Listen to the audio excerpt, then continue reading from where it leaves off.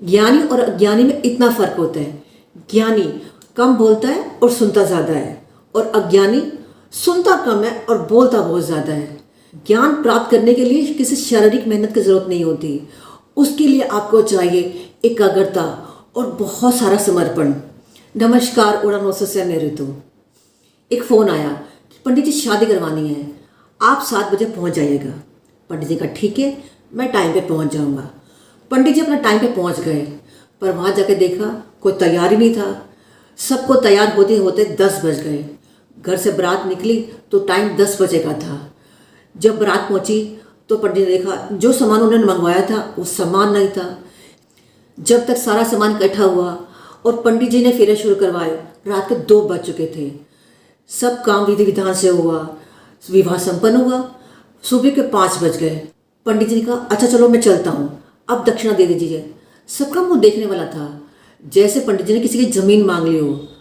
लड़के के पिता ने 250 रुपये निकाले और पंडित जी को दे दिए, और लड़की के पिता ने भी इतना ही दे दिए। पंडित जी देखते रहे। ये वही पिता थे जिन्होंने घर से निकलते टाइम 5000 घोड़े वाले को दिए, और जो बारात में डांस कर रहे थे उनके ऊपर से खूब नोटों की बारिश की, और बाराती का स्वागत करने वाली, उन पर फूल फेंकने वाली लड़कियों पर भी खूब नोटों की बारिश की। और जो पीएचडी कर चुका है 10 घंटे से बड़े धैर्य के साथ बैठा है, और वो जाते टाइम सिर्फ उसके हाथ में 250 रुपये, 250 रुपये आपकी तरफ से और 250 रुपये कन्या वर्ग की तरफ से। और पंडित जी ने वो पैसे उनके सामने ही वहाँ पे जो झाड़ू लगा रहा था उसको दिए, और बोला कि आपने मेरी कीमत बहुत अच्छी लगाई, मुझसे गलती हो गई जो मैंने पहले आपसे दक्षिणा तय नहीं की। ये कोई कहानी नहीं है, ये सच है आजकल की शादियों का। शादियों में हम हजारों हजारों रुपए खर्च कर देते हैं, लाखों रुपए खर्च कर देते हैं, शराबों में, पार्टियों में, ऑर्केस्ट्रा पे, बैंड बाजे पे, जो वेलकम करते हैं उन पर, ब्यूटी पार्लर पे, अपनी ड्रेसों पे।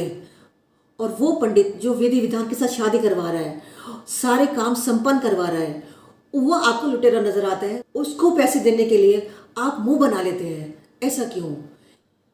ये सोच हमें हमारे धर्म से दूर ले जाती है।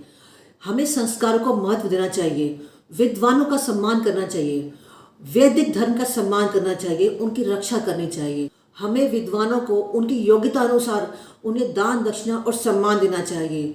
जो पंडित आपकी यहाँ शादी करवा रहा है, उसने 10-12 साल रह के किसी पंडित के पास उसने ये विद्या ग्रहण की है, उसने भी तपस्या की है, उसने इस विधि को समझा है, वो हमारे वैदिक धर्म की रक्षा कर रहा है। हमारा भी धर्म है, हमें उसका ध्यान रखना चाहिए, क्योंकि इसी से उसके परिवार का पालन पोषण होता है। और यही हाल किन्नरों का है। हम शादी में लाखों लाखों रुपए खर्च कर देते हैं, पर जब किन्नर आते हैं तो हमको पैसे देते हुए हम पता नहीं क्या क्या सोचते हैं कि कितना कमा रहे हैं, फ्री का कमा रहे हैं। ये बहुत गलत बात है, क्योंकि उनका घर इसी से चलता है। अगर हम ऐसा नहीं करते तो वो किसी दूसरे प्रोफेशन को अपनाते हैं। इससे कोई घटता नहीं है, बल्कि इससे आपका और आपके परिवार का मान सम्मान ही बढ़ता है। धन्यवाद। अगर ये वीडियो फेसबुक पर देख रहे हैं तो मेरे पेज को लाइक कर लीजिए, यूट्यूब पर देख रहे हैं तो वीडियो लाइक कर लीजिए, चैनल सब्सक्राइब कर लीजिए, और बेल आइकन को भी दबा लीजिए, ताकि आने वाली वीडियो नोटिफिकेशन आपको टाइम पे मिल जाए। मिलते हैं फिर एक नई हौसले प्रदान के साथ। तब तक के लिए टेक केयर।